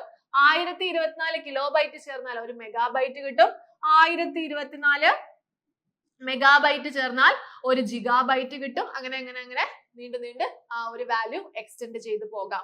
അപ്പൊ ഓർത്ത് വെച്ചിരിക്കുക, bit, byte, kilobyte, megabyte, gigabyte, terabyte, petabyte ഒക്കെയാണ് അതിനകത്ത് വരുന്നത്. എങ്കിൽ അടുത്ത ചോദ്യം, തിരുവിതാംകൂർ മഹാരാജാവായിരുന്ന ചിത്തിര തിരുനാൾ ബാലരാമവർമ്മ 1936 നവംബർ 12-ാം തീയതി പുറപ്പെടുവിച്ച ക്ഷേത്ര പ്രവേശന വിളംബരത്തിന്റെ കരട് തയ്യാറാക്കിയത് ആരാണ്? കരട് അഥവാ ഡ്രാഫ്റ്റ് തയ്യാറാക്കിയത് ആരെന്നാണ് ചോദിച്ചിട്ടുള്ളത്. CP Ramaswami Iyer, CV Raman Pillai, Ulloor S Parameswara Iyer, doctor P Palpu. ഇതിൽ ആരാണ് ഈ ഒരു ക്ഷേത്ര പ്രവേശന വിളംബരത്തിന്റെ ഡ്രാഫ്റ്റ് തയ്യാറാക്കിയത്? ആരാണ്? Option C, Ulloor S Parameswara അയ്യരാണ് എന്ത് ചെയ്യുന്നത്? ഈ ഒരു ഡ്രാഫ്റ്റ് തയ്യാറാക്കുന്നത്. നോക്കൂ, തിരുവിതാംകൂറിൽ ക്ഷേത്രപ്രവേശന വിളംബരം നടന്ന ഡേറ്റ് എപ്പോഴും ഇമ്പോർട്ടന്റ് ആണ്, എപ്പോഴും ചോദിക്കുന്നതാണ്. 1936 1936 നവംബർ മാസം 12-ാം തീയതിയാണ് എന്ത് നടക്കുന്നത്? ക്ഷേത്രപ്രവേശന വിളംബരം നടക്കുന്നത്. അല്ലെങ്കിൽ ക്ഷേത്രപ്രവേശന വിളംബര സമയത്ത് തിരുവിതാംകൂർ ദിവാൻ ആരായിരുന്നു? CP രാമസ്വാമി അയ്യരായിരുന്നു. ആരായിരുന്നു? CP രാമസ്വാമി അയ്യരായിരുന്നു. ക്ഷേത്രപ്രവേശന വിളംബരത്തെ ആധുനിക ലോകത്തെ മഹാത്ഭുതം എന്ന് വിശേഷിപ്പിച്ചത് ആരാണ്? ഗാന്ധിജിയാണ്. ആധുനിക തിരുവിതാംകൂറിന്റെ മാഗ്നാർ കാട്ട എന്ന് വിശേഷിപ്പിക്കപ്പെടുന്ന എന്താണെന്ന് ചോദിച്ചാൽ അത് ക്ഷേത്രപ്രവേശന വിളംബരത്തിനെയാണെന്ന് ഓർത്തു വെച്ചിരിക്കുക. ഓക്കെ, അങ്ങനെയാണെങ്കിൽ അടുത്ത ക്വസ്റ്റ്യനിലേക്ക് പോകുന്നു. കേരളത്തിലെ ഏത് ജില്ലയിലാണ് ഏറ്റവും കൂടുതൽ നഗരസഭകൾ ഉള്ളത്? ഏറ്റവും കൂടുതൽ നഗരസഭകൾ ഉള്ളത് ഏത് ജില്ലയിലാണ്? തിരുവനന്തപുരമാണോ, എറണാകുളം, കോഴിക്കോട്, തൃശ്ശൂര്? ഏതാണ് ഉത്തരം? പറയട്ടെ. ഓപ്ഷൻ ബി ആണ് അല്ലെ. എറണാകുളം ജില്ലയിലാണ് ഏറ്റവും കൂടുതൽ നഗരസഭകൾ ഉള്ളത്. അപ്പൊ ഏറ്റവും കുറവ് മുനിസിപ്പാലിറ്റികൾ ഉള്ള ജില്ല ചോദിച്ചാൽ ഉത്തരം എന്താണ്? അത് ഇടുക്കിയാണ്. ഓക്കെ, ഏറ്റവും കുറവ് മുനിസിപ്പാലിറ്റികൾ ഉള്ള ജില്ല നഗരവാസികൾ കൂടുതലുള്ള ജില്ലയാണ് എറണാകുളം. ശതമാന അടിസ്ഥാനത്തിൽ നഗരവാസികൾ കൂടുതലുള്ള ജില്ല ചോദിച്ചാലും ഉത്തരം എറണാകുളമാണ്. ശതമാനാടിസ്ഥാനത്തിൽ നഗരവാസികൾ കുറഞ്ഞ ജില്ല ചോദിച്ചാൽ അത് വയനാടാണ്. ഏറ്റവും കൂടുതൽ താലൂക്കുകൾ ഉള്ള ജില്ല എറണാകുളവും മലപ്പുറവുമാണ്. തദ്ദേശ സ്വയംഭരണ സ്ഥാപനങ്ങൾ കൂടുതലുള്ള ജില്ല ചോദിച്ചാൽ അത് മലപ്പുറമാണ്. അപ്പം ഈ ക്വസ്റ്റ്യൻസ് ഒക്കെ ചെയ്യാം, ഒന്ന് ശ്രദ്ധിച്ച് പഠിച്ചു വെച്ചിരിക്കുക. എങ്കിൽ അടുത്ത ചോദ്യം ഇതാണ്. താഴെ കൊടുത്തിരിക്കുന്നവയിൽ പരസ്പരം യോജിക്കാത്തത് ഏതെന്നാണ് ചോദിച്ചിട്ടുള്ളത്. വേൾഡ് വൈഡ് വെബ് കണ്ടുപിടിച്ചത് ടിം ബർണേഴ്സ്-ലീ ആണെന്ന് പറയുന്നു. സെൽഫോൺ കണ്ടുപിടിച്ചത് മാർട്ടിൻ കൂപ്പർ ആണെന്ന് പറയുന്നു. സ്റ്റെതസ്കോപ്പ് റെനെ ലെനക് ആണ്. അയൺ ബോക്സ് കണ്ടുപിടിച്ചത് റുഡോൾഫ് ഡീസൽ ആണെന്ന് പറയുന്നു. ഇതില് യോജിക്കാത്തതാണ് നമ്മളോട് ചോദിച്ചിട്ടുള്ളത്. യോജിക്കാത്തത് ഏതാണ്? നമുക്ക് നോക്കാം. നിങ്ങൾക്ക് ആൻസർ കിട്ടിയോ? വേൾഡ് വൈഡ് വെബ് കണ്ടുപിടിച്ചത് എന്തായാലും ടിം ബർണേഴ്സ്-ലീ ആണ് അല്ലെ. സെൽഫോൺ കണ്ടുപിടിച്ചത് മാർട്ടിൻ കൂപ്പർ ആണ്. സ്റ്റെതസ്കോപ്പ് റെനെ ലെനക് ആണ്. അങ്ങനെയാണെങ്കിൽ ആൻസർ വരുന്നത് എന്തായിരിക്കും? ഓപ്ഷൻ ഡി ആണ് അല്ലെ. നോക്കിക്കോളൂ. അയൺ ബോക്സ് കണ്ടുപിടിച്ചത് ആരാണ്?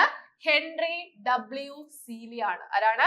Henry W. സീലി ആണ്.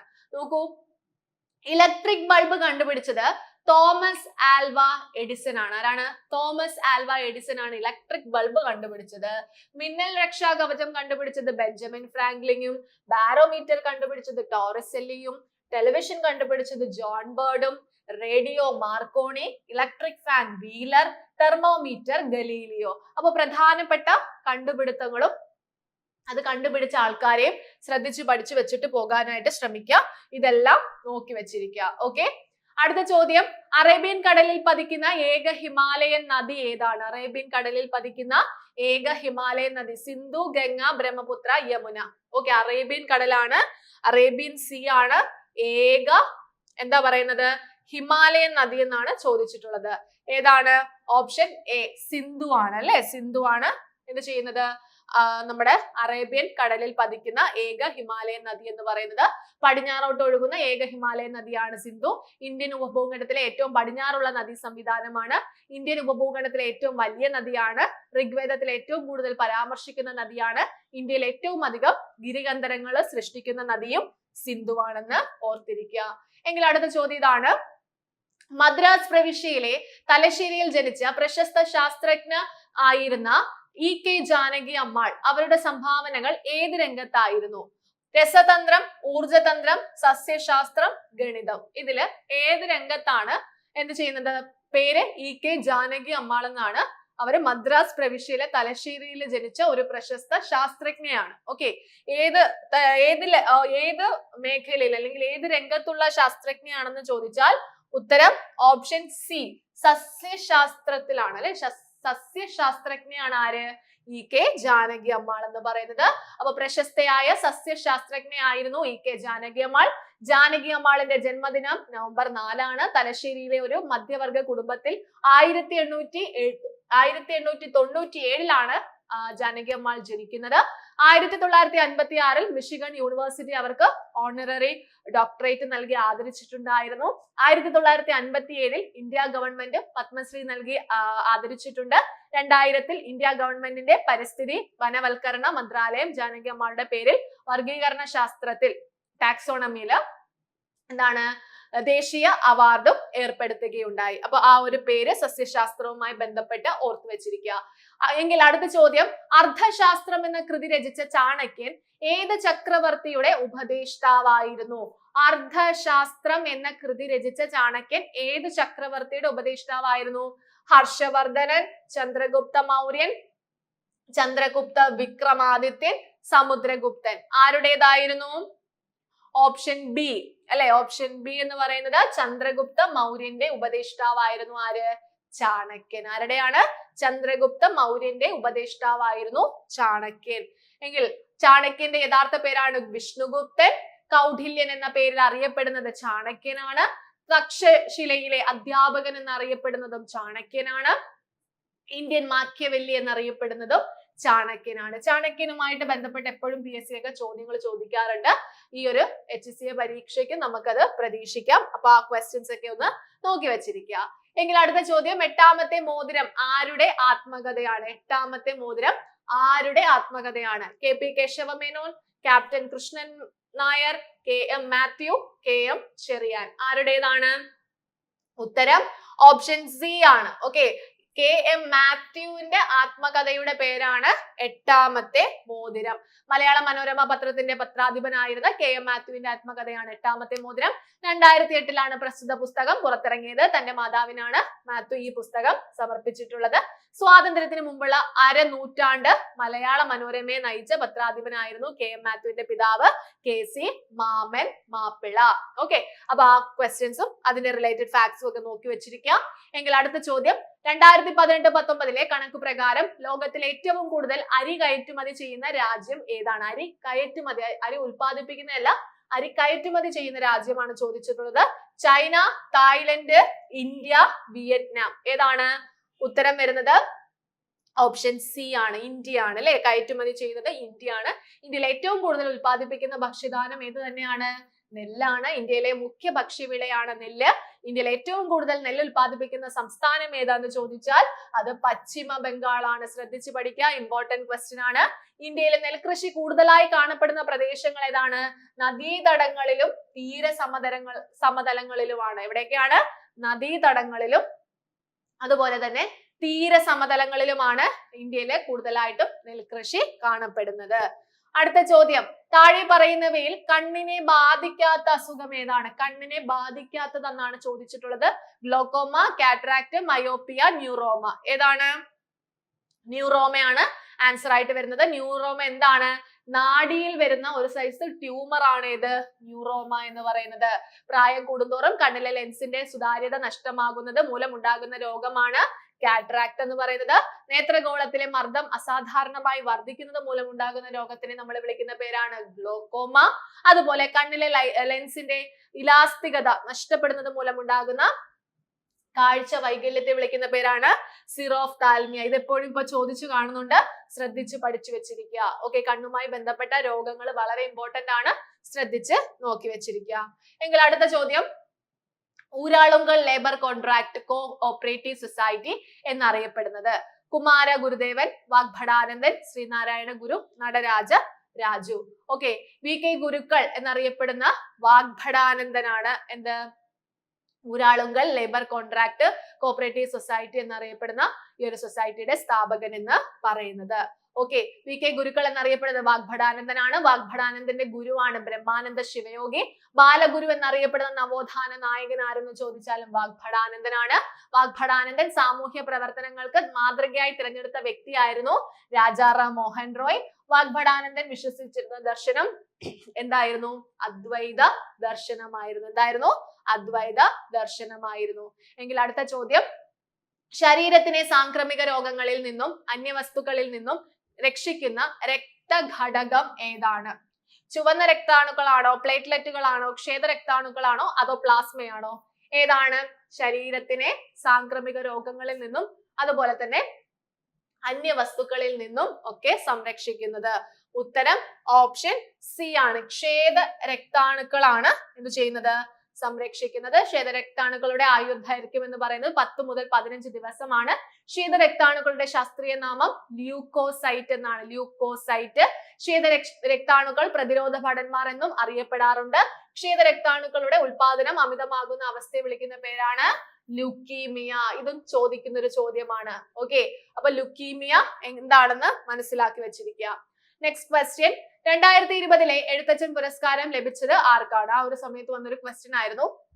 മുകുന്ദൻ, പോൾ സെക്കറിയ, ആനന്ദ്, കെ സച്ചിദാനന്ദ്. അപ്പൊ ഇനിയുള്ള അങ്ങോട്ട് വരുന്ന 2022, 23, 24 ഉള്ള മെയിൻ പുരസ്കാരങ്ങളും അതിന്റെ ജേതാക്കന്മാരെയും പറ്റിയിട്ട് തീർച്ചയായും പഠിച്ചിട്ട് പോവുക. ഇവിടെ 2020 പുരസ്കാരം ലഭിച്ചത് ആർക്കെന്ന് ചോദിച്ചാൽ ഓപ്ഷൻ ബി ആണ്. പോൾ സക്കറിയ ആണ് എന്ത് ലഭിക്കുന്നത്, ഈ ഒരു പുരസ്കാരം ലഭിക്കുന്നത്. കേരളത്തിലെ കോട്ടയം ജില്ലയിലെ ഉരുളിക്കുന്നത്ത് 1945 ജൂൺ 5-നാണ് പോൾ സക്കറിയ ജനിക്കുന്നത്. അവയിലെ ചെറുകഥകൾ, നോവലുകൾ, യാത്രാ വിവരണങ്ങൾ, ചലച്ചിത്ര സ്ക്രിപ്റ്റുകൾ, രാഷ്ട്രീയം, സാഹിത്യം, സംസ്കാരം, ബാലസാഹിത്യത്തെ കുറിച്ചുള്ള ലേഖനങ്ങൾ എന്നിവ ഉൾപ്പെടുന്നുണ്ട്.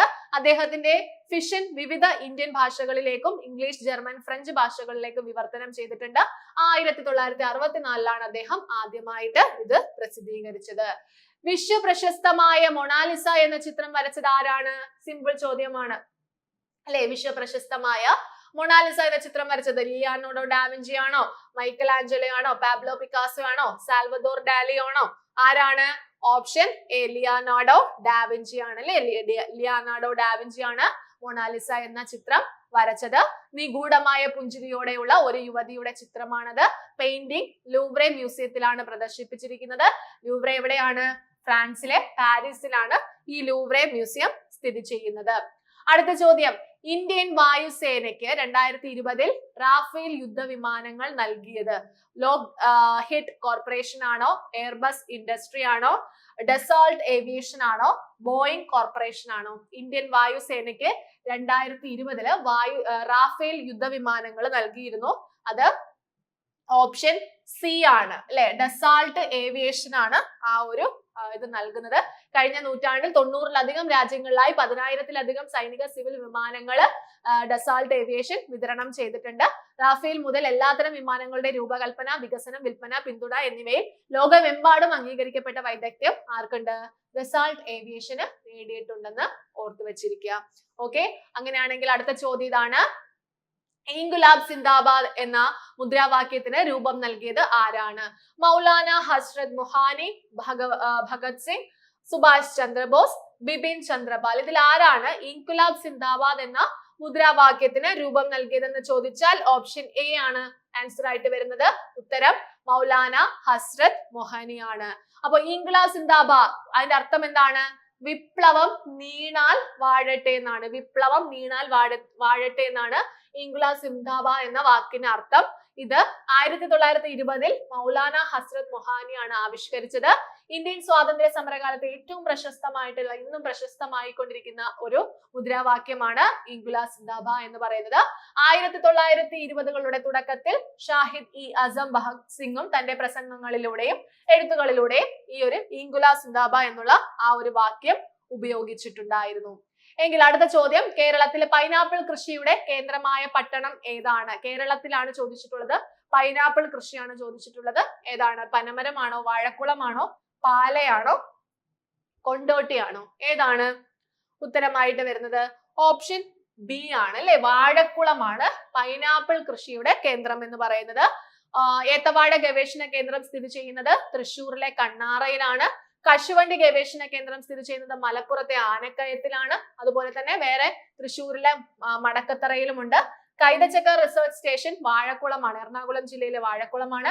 കൈതച്ചക്ക ഗവേഷണ കേന്ദ്രം ചോദിക്കുകയാണെങ്കിൽ തൃശ്ശൂരിലെ വെള്ളാനിക്കരയാണ്. സ്പൈസ് ബോർഡ് ചോദിക്കുകയാണെങ്കിൽ കൊച്ചിയാണ്. ഈ ഗവേഷണ കേന്ദ്രങ്ങളും അതിന്റെ ആ ഒരു ലൊക്കേഷനും കൃത്യമായി പഠിച്ചു വെച്ചിരിക്കുക. എല്ലാ പരീക്ഷകൾക്കും ഇപ്പൊ ചോദിക്കുന്നുണ്ട്. ലാസ്റ്റ് ക്വസ്റ്റ്യൻ ഇതാണ്. ഈ അടുത്ത കാലത്ത് അന്തരിച്ച പ്രശസ്ത സിനിമാ സംവിധായകൻ ആരായിരുന്നു? അമേരിക്കൻ ഐക്യനാടുകൾ, ജപ്പാൻ, ദക്ഷിണ കൊറിയ, ചൈന. ഓക്കെ, ഇവിടെ ഒരു എന്താണ് സിനിമാ സംവിധായകന്റെ പേരുണ്ട്. അദ്ദേഹത്തിന്റെ പേരാണ്, അത് കട്ടായി പോയതാണ്. അദ്ദേഹത്തിന്റെ പേര് കിം കി ഡുക്ക് എന്നായിരുന്നു കേട്ടോ. കിം കി ഡുക്ക്. ഓക്കെ, ആ പേര് കേൾക്കുമ്പോൾ തന്നെ നിങ്ങൾക്ക് ഇപ്പം ആ ഒരു സ്ഥലം മനസ്സിലായിട്ടുണ്ടായിരിക്കും. അമേരിക്കൻ ഐക്യനാടുകളിലെ ഉള്ള സിനിമാ സംവിധായകനായിരുന്നോ, ദക്ഷിണ കൊറിയയിലെ ആയിരുന്നോ, ജപ്പാൻ ആയിരുന്നോ, ചൈന ആയിരുന്നോ? ആ പേരിനകത്ത് പേര് കൂടി ഒന്ന് എഴുതി വെച്ചേക്കണേ. ഓക്കെ, കിം ഡി കുക്ക് ആണ് എന്ത് ചെയ്യുന്നത്? ആ ഒരു ആൻസർ ആയിട്ട് വരുന്നത്. അത് എന്താണ്? കൊറിയൻ ചലച്ചിത്ര സംവിധായകരാണ്. സോ ആൻസർ ദക്ഷിണ കൊറിയയാണ് ആൻസർ ആയിട്ട് വരുന്നത്. ദക്ഷിണ കൊറിയ അന്താരാഷ്ട്ര ചലച്ചിത്ര മേളകളിൽ നിരവധി ബഹുമതികൾ നേടിയ ഒരു കൊറിയൻ ചലച്ചിത്ര സംവിധായകനാണ് കിം ഡി ഡുക്ക് എന്ന് പറയുന്നത്. കിം കി ഡുക്ക്. ഓക്കെ. കഥാപാത്രങ്ങളുടെ വ്യക്തി കേന്ദ്രീകൃതമായ സ്വഭാവ സവിശേഷതകൾ കൊണ്ട് ശ്രദ്ധേയമാണ് ഇദ്ദേഹത്തിന്റെ ചലച്ചിത്രങ്ങൾ എന്ന് പറയുന്നത്. ഇദ്ദേഹം മരണപ്പെട്ടത് 2020 ഡിസംബർ 11 ആ ഒരു സമയത്ത് വന്ന ഒരു ചോദ്യമായിരുന്നു ഇത്. അപ്പൊ നിങ്ങൾ നിലവില് ഈ റീസെന്റ് ആയിട്ട് നടന്ന, അതും കേരളം ഇന്ത്യ മാത്രം കോൺസെൻട്രേറ്റ് ചെയ്ത് പഠിക്കരുത്. കറണ്ട് അഫയേഴ്സിൽ റിലേറ്റഡ് ആയിട്ട് ഇപ്പൊ ദക്ഷിണ കൊറിയയിലെ ക്വസ്റ്റ്യൻ വരെ ചോദിച്ചു അല്ലെ. അപ്പൊ അത്തരത്തില് വേൾഡ് വൈഡ് ആയിട്ടുള്ള ഇമ്പോർട്ടന്റ് ആയിട്ടുള്ള ഫാക്ട്സ് എന്തായാലും തീർച്ചയായും പഠിച്ചു വെക്കാനായിട്ട് ശ്രമിക്കുക. അപ്പോ ഇത്രയും ക്വസ്റ്റ്യൻസ് നമുക്ക് ഈ ഒരു ഏതൊക്കെ ഏരിയാസിൽ നിന്നാണ് മുമ്പ് ക്വസ്റ്റ്യൻസ് വന്നിട്ടുള്ളത് എന്നുള്ള ഒരു ഐഡിയ നിങ്ങൾക്ക് ഇപ്പൊ കിട്ടി കാണും. അപ്പൊ ആ ഏരിയാസ് ഒക്കെ നിങ്ങൾ എന്ത് ചെയ്യുക, ഇതുവരെ പഠിച്ചിട്ടില്ല എങ്കിൽ, അത് അല്ലെങ്കിൽ പഠിച്ചപ്പോൾ ഈ ഏരിയാസ് ഒക്കെ മിസ്സായി പോയിട്ടുണ്ടെങ്കിൽ അതെല്ലാം ഒന്ന് കോൺസെൻട്രേറ്റ് ചെയ്ത് ഒന്നുകൂടെ ഒന്ന് പഠിച്ച് നല്ലതുപോലെ റിവിഷൻ ചെയ്തിട്ട് എക്സാമിന് പോകാനായിട്ട് ശ്രമിക്കാം. ഓക്കെ. അപ്പൊ നമുക്ക് ഇനി അടുത്തൊരു ക്ലാസ്സിൽ കാണാം. Thank you.